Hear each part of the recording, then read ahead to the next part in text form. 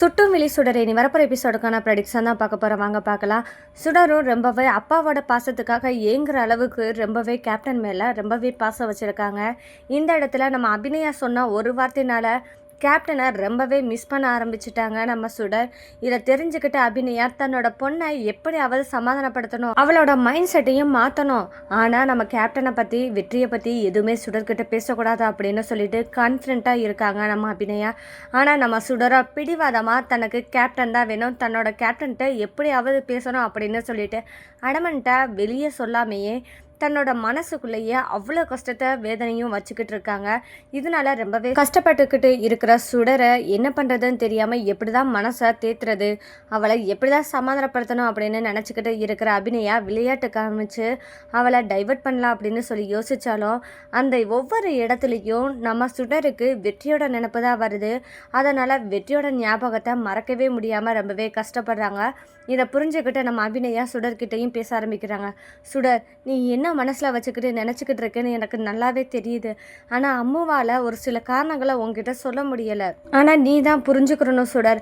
அம்மா உங்ககிட்ட நான் என்ன ஆச்சு ஏதாச்சுன்னு கேட்டேன்னா கண்டிப்பாக நீ என்ன சொல்லுவேன் அப்படின்னு எனக்கு நல்லாவே தெரியும். அதனால தான் அம்மாவும் எதுவுமே கேட்க மாட்டேங்கிறேன். அம்மாவை மன்னிச்சிடுடா சுடர் அப்படின்னு சொல்லிட்டு தன்னோட பொண்ணுக்கிட்ட ரொம்பவே அழுதுகிட்டு மன்னிப்பும் கேட்குறாங்க. அப்போ தான் சுடர்கிட்ட அந்த டாக்டர் சொன்ன வார்த்தை சுடருக்கு ஞாபகம் வருது. உன்னோட அம்மாவுக்கு நீ தானே எல்லாமே அப்படின்னு சொல்லிட்டு ஒரு கேள்வி கேட்டிருந்தாங்க. அதை நினச்சி பார்க்குறாங்க சுடர். அம்மாவுக்கு நான் தான் எல்லாமே அப்படின்னு இருக்கும்போது அம்மாவை இவ்வளோ தூரத்துக்கு கஷ்டப்படுத்தலாமா அப்படின்னு யோசிச்சுட்டு, அம்மு எனக்கு ஒன்றுமே பிரச்சனை இல்லை, நான் நல்லா தான் இருக்கேன் அப்படின்னு சொல்லிட்டு நம்ம சுடர் சொன்னாலும் ஆனாலும் சுடர் தன்னோட வேதனையை வெளிக்காமிக்கலைனாலும் தன்னோட அம்மா முன்னாடி எதுவுமே காமிச்சிக்க வேணாம் அப்படின்னு நினச்சாலும் நைட்டு தூங்கும்போது தன்னோட அம்மாவுக்கும் தெரியாமல் ரொம்பவே அழுது துடிக்கிறாங்க நம்ம சுடர். அப்போதான் அபிநயாவும் எழுந்திரிச்சு பார்க்குறாங்க. சுடர் அழுதுகிட்டு இருக்கா. என்னாச்சு சுடர் அப்படின்னு சொல்லி கேட்கும்போது தான் சுடருக்கு இருக்கும்போதே ஃபீவரோட ரொம்பவே ஃபிக்ஸ் வர ஆரம்பிச்சிருச்சு. இதை பார்த்து அபிநயா ரொம்பவே பயப்பட ஆரம்பிச்சிட்டாங்க.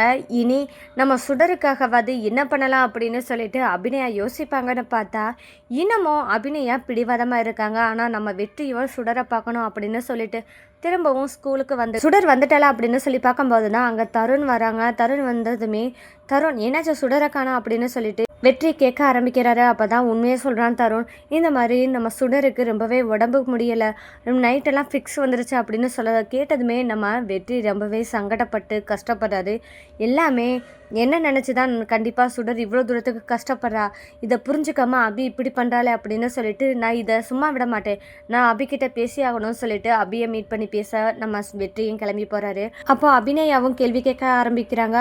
சுடரோட நீ பேசும்போது உனக்கு யார் எந்த குடும்பத்து பொண்ணுன்னு உனக்கு தெரியாமல் பழகிட்டு இருந்தா, ஆனால் எங்கள் குடும்பத்து பொண்ணு தான் தெரிஞ்ச பிறகும் நீ ஏன் அவகிட்ட பேசுகிற வைக்கிற அப்படின்னு சொல்லி கேட்டாங்க. அப்போ தான் நம்ம வெற்றி சொல்ல ஆரம்பிக்கிறாங்க. இதில் என்ன இருக்குது அப்படின்னு சொல்லிட்டு நான் சுடர் மேலே அதிக பாசம் வச்சுருக்கேன் அப்படின்னு சொல்லும்போது தான் இங்கே பாரு, என் அன்னை வீட்டு பசங்களோட நீ பேசுகிறதுக்கும் பழகிறதுக்கும் நீ யார், அதாவது சுடருக்கு நீ யார் அப்படின்ற முறையில் கேள்வி கேட்டுறாங்க. அப்போ நம்ம வெற்றிக்கு கோபம் வந்துடுது. நான் யாரா, நான் தாண்டி சுடரோட அப்பா அப்படின்னு சொல்லிட்டு வெற்றி சொல்கிறத கேட்டதுமே நம்ம அபிநய அதிர்ச்சி ஆகுறாங்க. அப்போ தான் வெற்றியும் சொல்கிறாரு, உன்னை யாரை கடத்துறாங்களோ அந்த குடவுனில் உன்னை காப்பாற்றுனா தான் அந்த இடத்துல நீ சுடரை அணைச்சிக்கிட்டு நீ பேசுனது எல்லாத்தையும் நான் கேட்டேன். ஏன்னா அப்போ தான் என்னோட பொண்ணு அப்படின்னு நீ பேசின, அப்படி இருக்கும்போது அது என்னோட பொண்ணும் சேர்த்து தானே அப்படின்னு சொல்லிட்டு நம்ம வெற்றி சொல்கிறாங்க.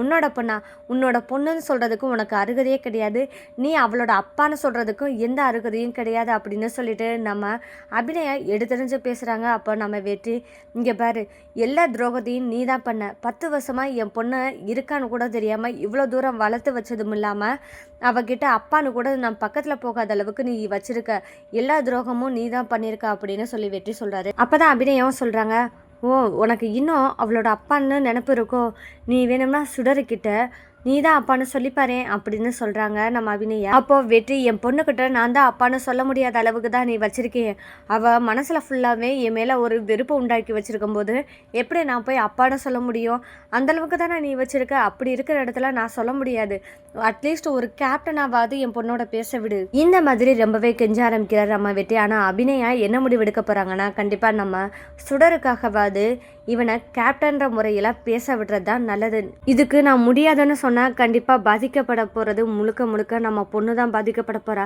ஒரு அம்மாவாக இருந்து தன்னோட பொண்ணை கஷ்டப்படுறத நம்மளால் பார்க்கவே முடியாது. சுடர் இப்போவே இவ்வளவு தூரம் கஷ்டப்பட்டா பின்னாடி ரொம்பவே கஷ்டப்படுவா அப்படின்னு சொல்லி யோசிக்க வேண்டியதாக இருக்குது. அதனால் சுடர் போக்கிலே போய் சுடரை மாற்ற தான் நம்ம முயற்சி பண்ணணும். அவளுக்கு தேவையானதாக கொடுத்தா தான் அவள் மைண்டும் நல்லா இருக்கும் அப்படின்னு சொல்லிட்டு நம்ம அபிநயா நினைக்கிறாங்க. ஆனால் இதை ரொம்ப நாளைக்கு நீடிக்க விடக்கூடாது. அதுக்கு முன்னாடி நம்ம என்ன பண்ணணும்னா, நம்ம இந்த கேஸ்லேருந்து விடுவிச்சு நம்ம குற்றவாளி இல்லைன்னு நிரூபிச்சிடாததுக்கு அப்புறம் நம்ம சுடரை கூப்பிட்டுட்டு எங்கேயாவது போகலாம் அப்படின்னு சொல்லிட்டு முடிவில் யோசிக்க ஆரம்பிக்கிறாங்க நம்ம அபிநயா. அப்போ வெற்றிக்கிட்ட ஒரு ப்ராமிஸ் வாங்க போகிறாங்க.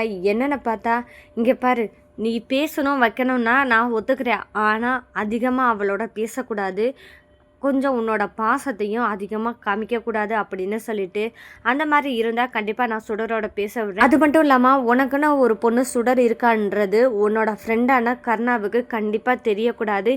உனக்கே தெரியும் இதனால சுடருக்கு ஆபத்து வரும்னு. என் பொண்ணுக்கு ஆபத்து வர மாதிரி ஏதாவது ஒரு சுச்சுவேஷன் நடந்தால் கூட கண்டிப்பாக நான் பொறுத்துக்கிட்டு இருக்க மாட்டேன் அப்படின்னு சொல்லிட்டு அபிநயா சொல்கிறாங்க. அப்போ வெற்றியும் சொல்கிறாங்க, கண்டிப்பாக என்னோட பொண்ணுக்கு நான் எதுவும் ஆக விட மாட்டேன், என்னோட பொண்ணுன்னு சொல்லிட்டு நான் யாருக்கிட்டையும் சொல்ல மாட்டேன் அப்படின்னு சொல்லிட்டு வெற்றியும் ப்ராமிஸ் பண்ணுறாரு. வெற்றி ப்ராமிஸ் பண்ணதுமே சரி இனி போகலாம் அப்படின்னு சொல்லிட்டு நம்ம அபிநயா சொல்கிறாங்க. 2 பேருமே கிளம்பி போயிடறாங்க. அபிநயாவும் நேராக வீட்டுக்கு போனதுமே சுடரை பார்க்குறாங்க. சுடரோட முகமும் வாட்டமாக இருக்குது. சரி வேறு வழி இல்லை, சுடரை சந்தோஷப்படுத்தணும், அவன் முகத்தில் தெளித்து கொண்டு வரான்னா உண்மையாக சொல்லிடுவான் அப்படின்னு சொல்லிட்டு அபிநயா சுடர்கிட்ட சொல்கிறாங்க. இங்கே பாருடா சுடர், இனி நீ கவலைப்பட வேண்டிய அவசியமே கிடையாது. நீ உன்னோட கேப்டன் கிட்ட பேசலாம், சரியா? நான் உன்னோட கேப்டன் கிட்டையும் பேசிட்டு வந்துட்டேன் அப்படின்னு சொல்லிட்டு அபிநயா சொல்ல, அம்மா நீங்கள் சொல்கிறதெல்லாம் உண்மையா அப்படின்னு சொல்லிட்டு சுடர் கேட்குறாங்க. உண்மைதாண்டா சுடர் அப்படின்னு சொல்லிட்டு அபிநயா சொல்ல ஆரம்பிக்கிறாங்க. சுடர், அம்மாவுக்கு நீ தானே இல்லை, அப்படி இருக்கும்போது நீ இவ்வளோ சந்தோஷம் இல்லாமல் ரொம்பவே முகம் வாட்டமாக இருந்தா அம்மா எப்படி நினைப்பேன், ரொம்பவே கஷ்டப்படுவேல்ல. அப்படி இருக்க இடத்துல உனக்கு என்ன தேவையோ அதை நான் செய்கிறது தானே என்னோட கடமை. நீ எப்பவும் ஹாப்பியாக இருக்கணும் அப்படின்னு தான் அம்மா நினைக்கிறேன். அதுக்கேற்ற மாதிரி தான் ஒரு முடிவு பண்ணியிருக்கேன். நீ கேப்டன் அங்கிளோட பேசலாம், ஆனால் அதுக்கும் ஒரு ரூல்ஸ் இருக்குது, கண்டிஷன் இருக்குது அப்படின்னு சொல்ல, என்ன அம்மோ அப்படின்னு சொல்லிட்டு நம்ம அபிநயா கிட்ட சுடர் கேட்குறாங்க. அபிநயாவும் சொல்ல ஆரம்பிக்கிறாங்க. இங்கே பாரு சுடர், நீ எப்பவும் போல் காலையில் நீ ஸ்கூலுக்கு போகும்போது அவரோட பேசுகிறியா, அதோட விட்டுக்கோ. அதே மாதிரி ஸ்கூல் வரும்போது பேசுகிறியா, பார்த்து பேசுகிறதோட நிறுத்திக்கோ. மற்றபடி அவரோட கூட வர்றது போகிறது வேணாமே வேணாம் அப்படின்னு சொல்லிட்டு நம்ம அபிநயா சொல்ல, அம்மோ சரிங்க அம்மோ, நீங்கள் அவரோட பேச விட்டதே எனக்கு போதும் அப்படின்னு சொல்லிட்டு ரொம்பவே ஹாப்பியாக ஃபீல் பண்ணுறாங்க நம்ம சுடர். இதை பார்த்ததுமே நம்ம அபிநயா மனசுக்குள்ளே ஒன்று நினைக்கிறாங்க. இங்கே பாருடா சுடர், இந்த சந்தோஷம் நிரந்தரம் கிடையாது. கண்டிப்பாக அம்மு இந்த கேஸ்லேருந்து விடுபடுற வரைக்கும் நீ கேப்டனோட பேசுகிறதுக்கு நான் அலோவ் பண்ணுவேன் அப்படின்ற உண்மையும் சொல்ல ஆரம்பிச்சிடுறாங்க நம்ம சுடர்கிட்ட. என்ன அம்மோ சொல்கிறீங்க? ஆமாம் சுடர், அம்மோ இந்த கேஸ்லேருந்து விடுபட்டால் மட்டும்தான் நீயும் நல்லா இருக்க முடியும், அம்மாவும் கஷ்டப்படாமல் இருக்க முடியும் அப்படின்னு சொல்லிட்டு நம்ம அபிநயா சொல்கிறாங்க. அபிநயா அடுத்ததாக என்ன பண்ண போகிறாங்கன்னா, இந்த கேஸ்லேருந்து விடுபடுறதுக்கான முக்கிய ஆதாரமாக இருக்கிறது மாணிக்கம் தான். அவனை எப்படி பிடிக்கிறது அப்படின்னு யோசிச்சுட்டு இருக்கும்போது தான் மாணிக்கத்தை பற்றி ஒரு நியூஸ் பிரபாகரன் மூலமாக வருது. உடனே மாணிக்கத்தை பார்க்குறதுக்காக நம்ம அபிநயா கிளம்பி போகிறாங்க. பிரபாகரன் மற்றும் நம்ம அபிநய் அவங்க 2 பேருமே சேர்ந்து மாணிக்கத்தை கிட்ட விசாரிக்க செய்கிறாங்க. உனக்கு என்ன உண்மை தெரியும், கர்ணா கிட்ட நீ ஏன் பணம் வாங்கி இன்னமும் கர்ணாவை மிரட்டிட்டு இருக்க அப்படின்னு சொல்லிட்டு கேட்க ஆரம்பிக்கிறாங்க. இந்த இடத்துல தான் நம்ம மாணிக்கம் எப்பவும் போல் சமாளிக்கணும் அப்படின்னு சொல்லிட்டு முயற்சி பண்ணுறாரு. அப்போ தான் நம்ம அபிநயா கேட்குறாங்க, இங்கே பாருங்கள் மாணிக்கம், நான் இது நாள் வரைக்கும் நான் உங்களுக்கு எந்த துரோகமும் பண்ணதில்லை, கஷ்டமும் கொடுத்ததில்ல. அட்லீஸ்ட் என்னோடய பொண்ணுக்காகவாது நான் அவளோட சேர்ந்து வாழணும் அப்படின்னு ஆசைப்பட்றேன். நீங்கள் எனக்கு உதவி செய்யுங்க, உங்களை நான் எந்த தொந்தரவும் பண்ண மாட்டேன் அப்படின்னு சொல்லிட்டு ரொம்பவே கெஞ்சி கேட்குறாங்க அபிநயா. அப்போ மாணிக்கம் எல்லா உண்மையும் சொல்ல ஆரம்பிச்சிடாரு. அப்போ தான் மாணிக்கம் என்ன சொல்கிறாருன்னா, இங்கே பாருமா அபி, உன்னை கர்ணா வலுக்கட்டாயமாக இழுத்துட்டு போகும்போது அப்போ நான் வீட்டு வாசலில் வந்து என்னோட பத்திரத்தை கேட்குறதுக்காக நின்றுருந்தேன். அந்த இடத்துல தான் நான் என்ன நடந்தேன் அப்படின்னு பார்க்கும்போது தான் உன்னை ரூம்குள்ளே பூட்டிக்கிட்டு அங்கே பார்வதி ரொம்பவே கஷ்டப்பட்டுக்கிட்டு கர்ணா கிட்டையும் கேள்வி கேட்குறாங்க. என்னென்னு பார்த்தா அப்போ தான் எனக்கு தெரிய ஆரம்பிக்குது, பாலில் கர்ணா விஷம் கலந்து கொடுத்ததாகவும், அதை ஏன் இப்படி பண்ணீங்க, நான் என்னோட குழந்தைக்காகவாது வாழ்ந்திருப்பேனே அப்படின்னு கேள்வி கேட்டதாகவும், அந்த இடத்துல கர்ணாவும் பார்வதி எப்படி இருந்தாவது வெளியே போகக்கூடாது அப்படின்னு தடுத்துக்கிட்டு பார்வதி உயிர் போகிற வரைக்கும் உள்ளே வச்சுருந்ததையும் நான் பார்த்துக்கிட்டு இருந்தேன். அது மட்டும் இல்லாமல் பார்வதியை கொலை பண்ணுற அளவுக்கு கத்தியை வச்சு குத்துனதும் இல்லாமல் அந்த இடத்துல ஓ மேலே பழி விழுகணும், நீ எல்லாத்தையும் கேட்டுட்ட அப்படின்றதுக்காக பார்வதியை நீ தான் கொலை பண்ணன்னு சொல்லிட்டு ஊர் உலகத்துக்கு தெரிஞ்சே ஆகணும் அப்படின்றதுக்காக பண்ண ட்ராமா எல்லாத்தையும் எனக்கு தெரியும் அப்படின்னு சொல்லிட்டு மாணிக்கம் எல்லா உண்மையும் சொல்ல ஆரம்பிக்கிறாரு.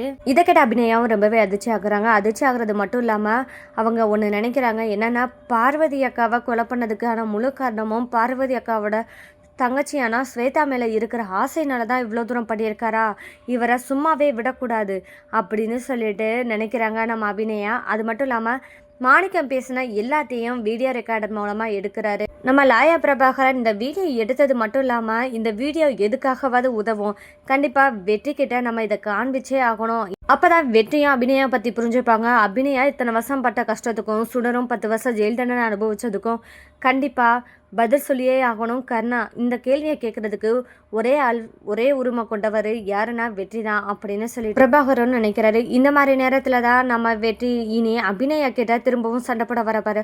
உனக்கு என்னதான் வேணும், எதுக்கு கர்ணா விஷயத்தில் திரும்ப திரும்ப தப்பு பண்ணிக்கிட்டே இருக்குன்னு சொல்லிட்டு வெற்றி சண்டை போட்டாருன்னா கண்டிப்பாக நம்ம அபிநயா சும்மா இருப்பாங்களா? அப்போ அபிநயா கண்டிப்பாக வெற்றி கிட்ட எல்லா உண்மையும் வீடியோ ஆதாரத்தோடு நிரூபிக்க போகிறாங்க. இதை பார்த்த வெற்றியும் சும்மா இருப்பாங்களா? கண்டிப்பாக இருக்க மாட்டாங்க.